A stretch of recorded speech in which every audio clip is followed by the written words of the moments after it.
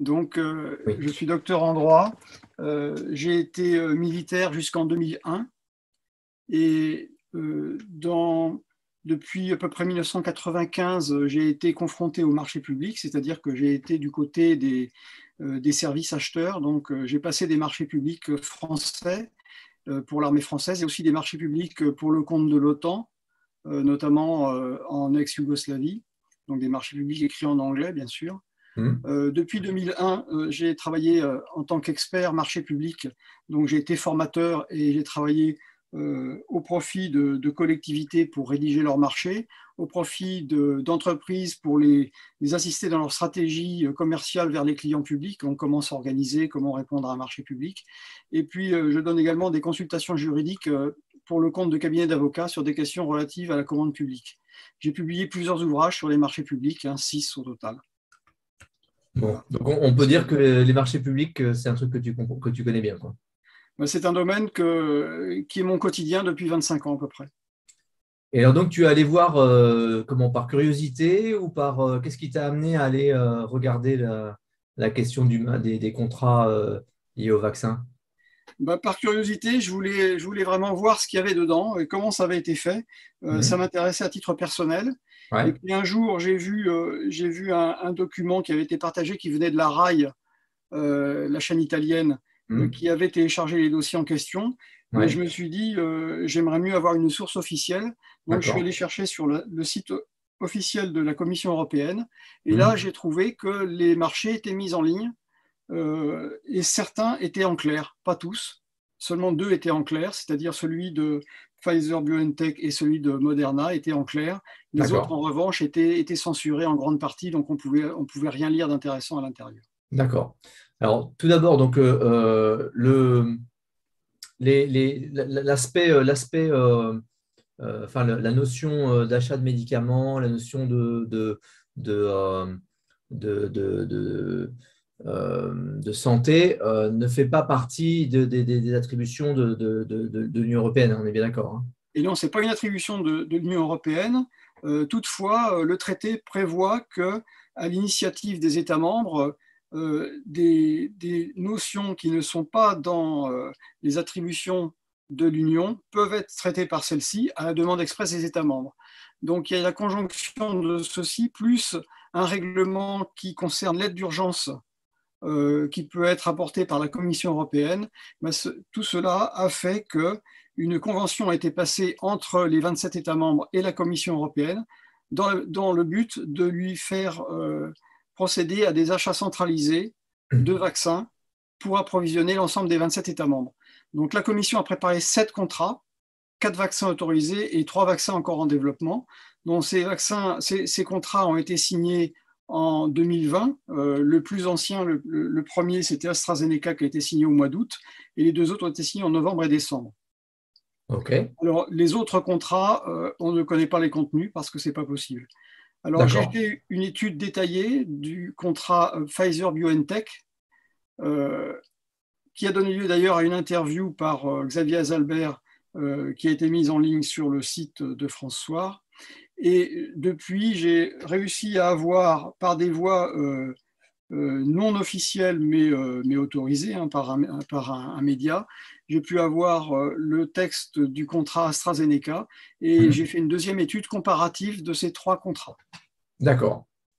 D'accord. Donc, pour ceux qui sont intéressés, il y a 45 minutes sur le site de François avec tous les détails de l'analyse du contrat Pfizer. Pfizer, exactement. Oui. On peut passer à la diapositive suivante. Alors, qu'est-ce que tu Alors, peux me dire sur ces contrats? ces contrats, en fait, il faut constater qu'en fait, le contrat de la Commission européenne, c'est un contrat d'un type inconnu. Ça s'appelle un APA, Advanced Purchase Agreement. On peut traduire ça par contrat d'achat d'avance ou convention d'achat par anticipation. C'est quelque chose qui n'existe pas dans la réglementation. Et ce contrat d'achat par avance est couplé à un accord cadre. Un accord cadre, c'est un contrat qui permet d'acheter des quantités normalement variables de fournitures. Donc là, en l'espèce, ce sont des APA accords cadres. Leur exécution est faite par les États membres.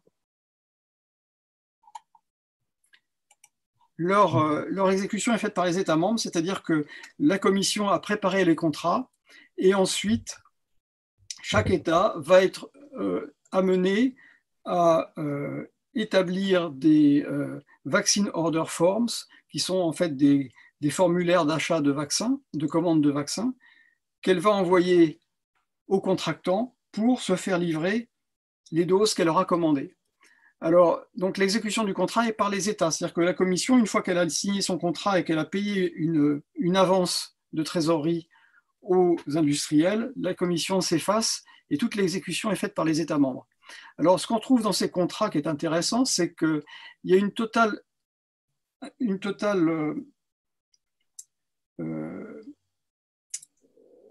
comment dire, les industriels sont exonérés de responsabilité du fait des effets indésirables que pourraient avoir leurs produits. Ouais. Alors, dans les contrats, il est bien spécifié, dans chacun des contrats, il est bien spécifié que ce sont des produits expérimentaux, qu'ils sont en phase 3, que l'on part du principe qu'ils sont efficaces et qu'ils sont sans risque, mais que toutefois, le co-contractant est tenu à une pharmacovigilance de chaque instant dont il doit rendre compte à la Commission aux États membres.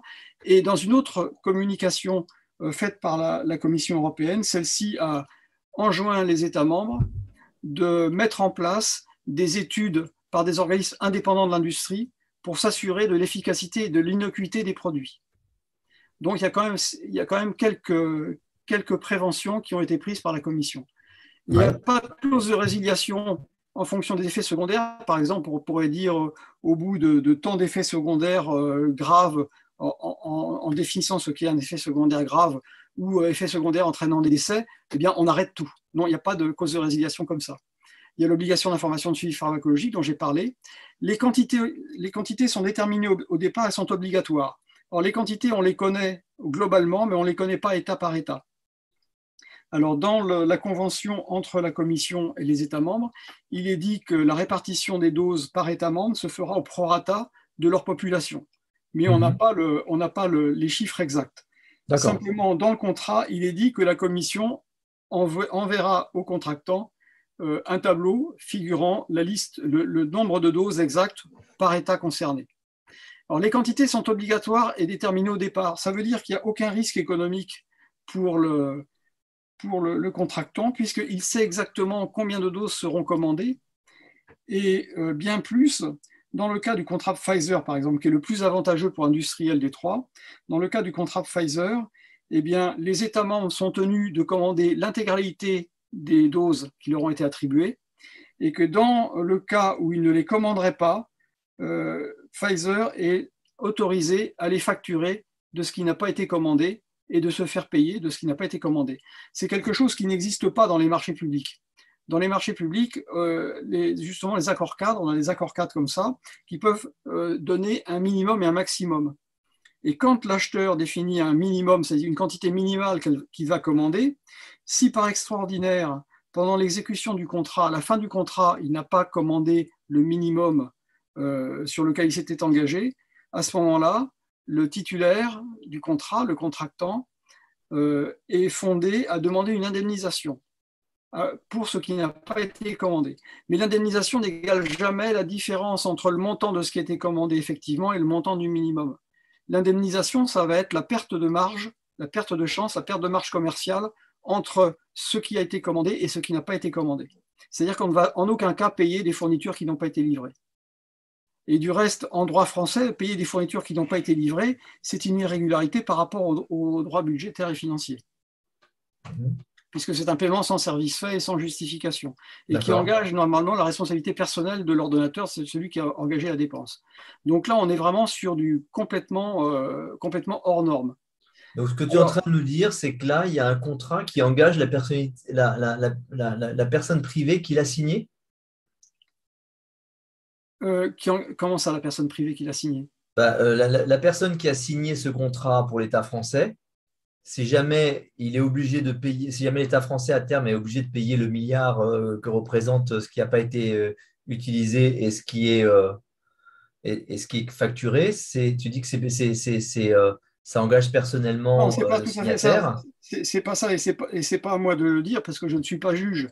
Non, Mais non, ce que non, je mais peux le dire, c'est que risque. d'abord, le contrat n'est pas signé par une personne française. Le contrat, il est signé par une commissaire européen. Ouais. Ensuite, ce qui est signé par une autorité française, c'est le Vaccine Order Form, c'est-à-dire c'est le bon de commande, pour faire simple, des quantités en question. Mais s'ils doivent payer ce qui n'aurait pas été commandé, eh bien, ils vont le payer en application de la clause contractuelle. Mais est-ce que c'est la France qui doit payer ou est-ce que c'est l'Europe, puisque c'est Ah non, l'Europe? c'est la France qui doit payer. Et la France n'a rien signé. Ben, elle a signé une convention avec la Commission européenne. D'accord, elle a délégué, elle a donné un mandat à la Commission Voilà, elle a européenne. donné un mandat. Alors, ce qui est intéressant aussi, c'est que donc, la responsabilité elle est transférée aux États membres. Donc, quelqu'un qui a un problème d'effet secondaire va s'adresser à l'office, l'ONIAM, hein, qui est l'office français qui est chargé des indemnisations pour des effets médicaux indésirables, maladies nosocomiales, choses comme ça. Et, et c'est l'État français qui va payer. Et pour les doses commandées, la Commission européenne a payé une avance et chaque État membre va payer la différence entre le montant de l'avance et le montant de ce qu'elle a commandé. Par exemple, l'avance pour Pfizer, c'est 3,50 € par dose. Eh bien, comme les doses elles sont à 17,50 €, ça veut dire qu'il reste à payer par l'État français 14 € par dose. Mais l'argent qui a été payé par la Commission européenne, c'est l'argent des États membres, hein. Et Oui. la France étant un pays à contribution, je dirais, positive, hein, c'est-à-dire qu'en fait, on reçoit beaucoup moins que l'on ne donne.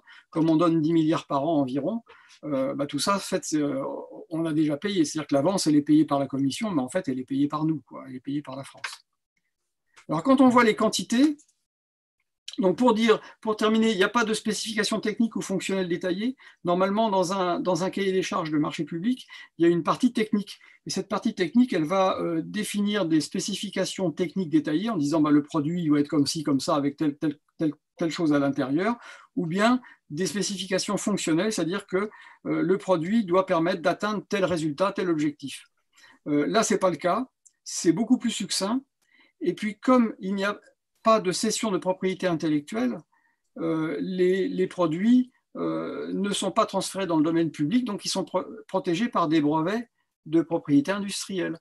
Ce qui fait que le contenu détaillé des produits et des modes de fabrication ne sont pas connus et sont restés confidentiels. Ce qui m'amène à la conclusion qu'on est dans une situation de privatisation des gains et de socialisation des pertes et risques.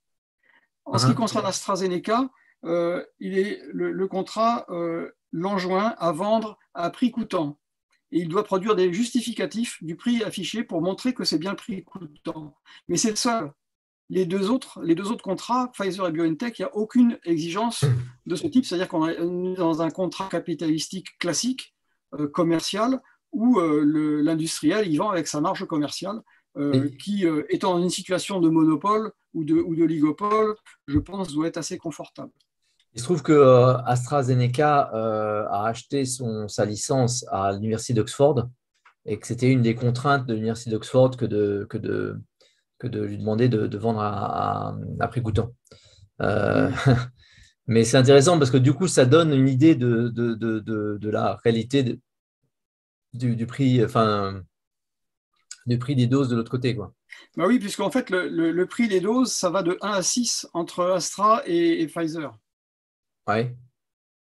Hein, puisque Astra est à 2,9 € par Non, dose non, et mais Pfizer à 17,50. Astra, c'est son prix coûtant. Donc, on peut imaginer que Oui, Pfizer est au même prix coûtant. Et d'ailleurs, c'est intéressant de voir que c'est le prix de l'avance qu'ils ont demandé.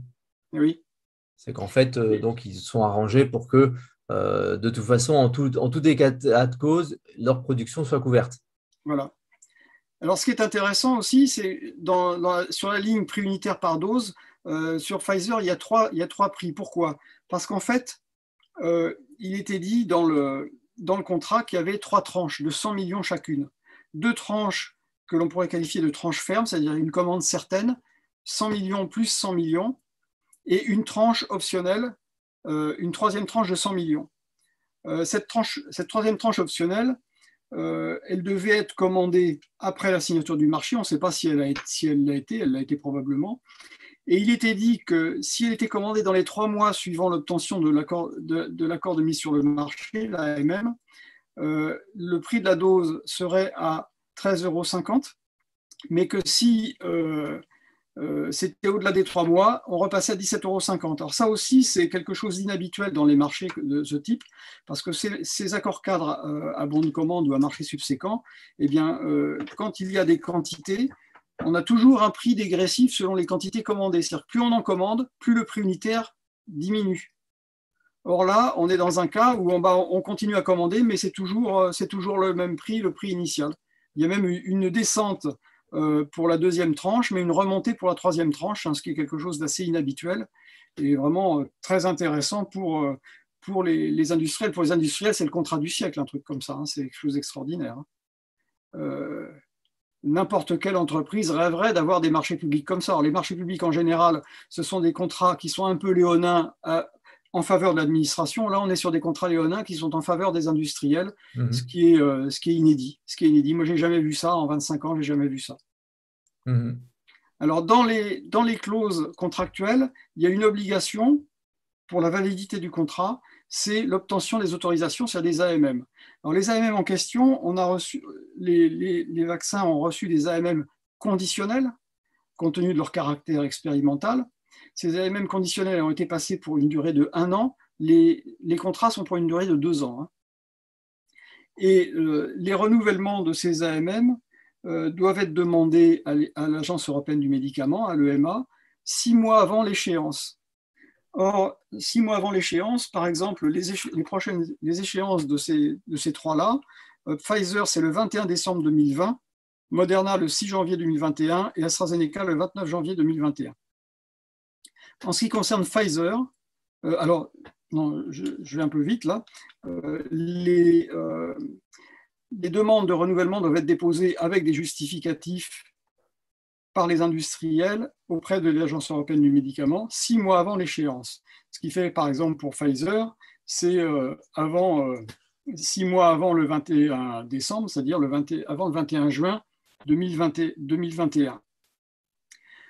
L'Agence européenne du médicament étudie les dossiers et doit formuler un avis qui est public.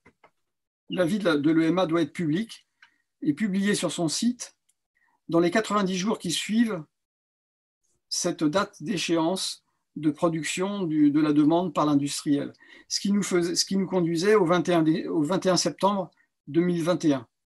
Or, à ce jour, donc là on est au mois d'octobre, eh bien, l'EMA n'a pas publié d'avis sur le renouvellement de l'AMM conditionnelle de Pfizer, ce qui tendrait à laisser penser que l'AMM conditionnelle de Pfizer ne sera pas renouvelée et donc va s'éteindre au mois de décembre, ce qui veut dire qu'après décembre, il ne pourra plus y avoir de commande de Pfizer. Donc, c'est la fin du contrat pour ce qui est de Pfizer. Ce serait la fin du contrat pour ce qui est de Pfizer. Alors, et le contrat, les 300 millions, ils sont étalés, ils sont définis dans le temps ou c'est Ils sont définis dans le temps. Il y a eu un échelonnement par trimestre qui a été fait par la Commission européenne, mais au niveau global. Et en fait, tout était fait entre fin 2020 et fin 2021. C'est-à-dire que pour 2022, il n'y a plus rien, quoi, hein. En fait, tout aura été commandé. Alors, ce qui pourrait expliquer l'empressement de faire vacciner tout le monde et éventuellement d'une troisième dose quand ça ne sera pas la 4e comme en Israël.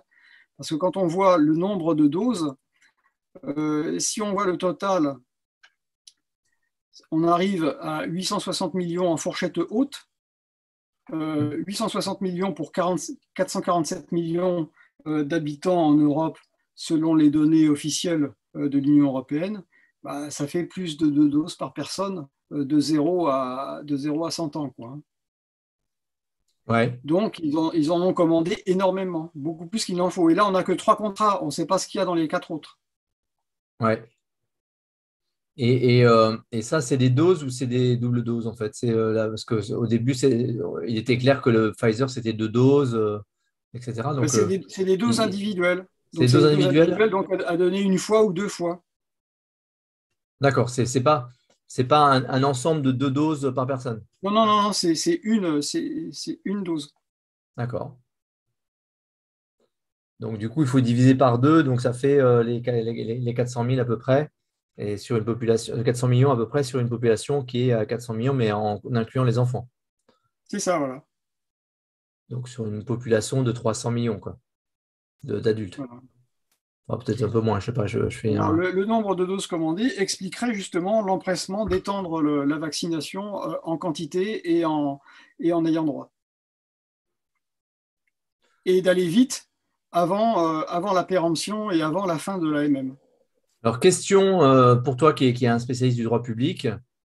Est-ce que toutes ces façons, enfin, tous ces aspects exceptionnels du contrat sont des moyens de s'en défaire à un moment ou à un autre? C'est-à-dire, est-ce que on pourra, par une décision de justice qui montre que ces contrats sont anormaux dans le cadre dans le droit du droit public, est-ce que ça veut dire que on pourra résilier ces contrats et exiger le remboursement de Pfizer, ou est-ce que non, nul ne peut se prévoir de ses propres prévarications Tout est possible. D'abord, on ne peut jamais préjuger d'une décision de justice. ouais. Mais qu'est-ce Premièrement, que encore prévoit le faudrait-il. droit en l'occurrence? C'est-à-dire que si c'était analysé par la justice comme effectivement c'est un contrat qui n'est pas conforme au droit public, est-ce que ça veut dire que ça annulerait ce contrat? Est-ce Le que c'est juge peut possible? annuler le contrat. Le juge pourrait annuler le contrat, bien sûr. D'accord. En l'état du droit, si un juge voyait ça et disait effectivement toutes ces choses-là sont des anomalies par rapport au droit public, la sanction, ça pourrait être l'annulation du contrat. Il pourrait y avoir annulation du contrat. Il pourrait y avoir des poursuites vis-à-vis des gens qui ont passé les contrats s'il s'avérait qu'il y ait des procédés illégaux, des procédés de type, des situations de conflit d'intérêts ou Hmm. pire, des questions de corruption, choses comme ça, sous réserve que ce soit avéré et prouvé. Il Oui, pourrait y avoir des poursuites personnelles contre les gens qui ont participé à ça. d'accord. Alors au niveau de la commission, ils ont mis en place une équipe de négociateurs avec des gens de la commission et des gens provenant des États membres, et ils ont Hmm. mis en place un comité de pilotage. Mais on ne connaît pas les gens qui sont dedans. Et ça, c'est le normal ou c'est habituel? Non, c'est pas habituel parce que c'est une chose qui n'arrive jamais. C'est une chose qui n'arrive jamais. Donc là, ils ont mis en place un dispositif sui generis, quoi, exprès pour D'accord. ça. Il y a pas une espèce d'habitude de la commission de ne pas révéler les noms des gens qui sont dessus pour pas qu'ils soient contactés, pour pas qu'ils soient Ah, mais attaquables ou je ne sais quoi. c'est normal qu'ils ne diffusent pas les noms des gens en question. En Oui, revanche, des organismes de contrôle devraient pouvoir y avoir accès, ou des élus éventuellement. d'accord. Mais en même temps, si les élus sont au courant, tout le monde va être au courant. Ben oui. Mais en Ok. revanche, il y a un organisme interne de contrôle de la Commission de l'Union européenne qui, lui, est fondé à aller regarder et à demander des comptes. Et ça, on saurait s'il l'avait fait et s'il avait. Ce serait public de dire qu'ils l'ont fait et de Il dire sera qu'ils ont eu ça accès aux public le jour documents. où il rendra son rapport, si c'est le cas. Ok. Good. Alors, plusieurs points, moi, que je vois là-dedans. Tu nous expliquais qu'il y avait une exonération de la responsabilité. Ça, je vois bien le jeu des labos pharma de dire, écoutez, nous, on voudrait bien vous livrer les vaccins, mais malheureusement, vous savez qu'ils n'ont pas encore fini leurs études de phase 3. Donc, certes, il y a des bons résultats, mais vous savez, ce n'est pas sûr. Mais on les veut quand même. Bon, bah, écoutez, dans ces cas-là, sans notre responsabilité, c'est vous qui la prenez. Oui, oui, oui, on en a besoin, donnez-le-moi. Donc ça, je vois bien la mécanique. En revanche, ce que je vois aussi comme mécanique terrible, c'est que c'est les États qui vont devoir indemniser et c'est les États qui vont juger s'il y a effectivement un dommage, s'il y a effectivement un effet indésirable. Donc, on voit à nouveau le même système de juge et partie euh, dans ce système. Ça va probablement être encore un problème. Évidemment, parce que toute la difficulté, c'est de prouver le lien entre la vaccination et les effets indésirables. Or, tous les efforts de l'État vont être pour minimiser tous les effets indésirables d'une part, et d'autre part, dénier systématiquement le lien entre l'effet indésirable constaté et le vaccin. Avec en plus des spécifications techniques et fonctionnelles qui ne sont pas indiquées. Donc, indiquées, ça devient plus compliqué. Tout est fait, l'opacité a été parfaitement organisée. Ensuite, bon, là, je ne suis pas un spécialiste des questions d'indemnisation, mais j'ai regardé un petit peu la réglementation. Et il est dit que l'indemnisation par l'ONIAM, elle est systématique dans le cadre d'une vaccination obligatoire, mais la vaccination obligatoire, ça c'est valable pour certaines professions, pour les professions de santé, pour les militaires, pour les gendarmes, oui d'accord, mais les gens qui sont allés se faire vacciner, moi j'en connais beaucoup qui sont allés se faire vacciner, non pas parce qu'ils croyaient au vaccin en question, mais pour de mauvaises raisons. Parce qu'ils étaient soumis à une pression sociale de leur entourage, parce qu'ils voulaient aller au restaurant, parce qu'ils avaient besoin de prendre le train pour se déplacer pour leur travail et autres. Donc, ils sont allés se faire vacciner, ce que je dis, pour de mauvaises raisons. Et s'ils ont des effets secondaires et qu'ils demandent une indemnisation, on leur dira, mais vous n'étiez pas obligé, c'est un choix que vous avez fait. Donc là, qu'est-ce qu'on fait? Donc, aller voir le juge, c'est toujours possible d'aller voir le juge, mais là, il faut pouvoir prouver le lien entre l'affection constatée et le vaccin. Et là, c'est un grand parcours d'obstacles qui peut durer des années. Ça, on en a pour 20 ans d'un nouveau scandale. Exactement. Merci beaucoup, Olivier.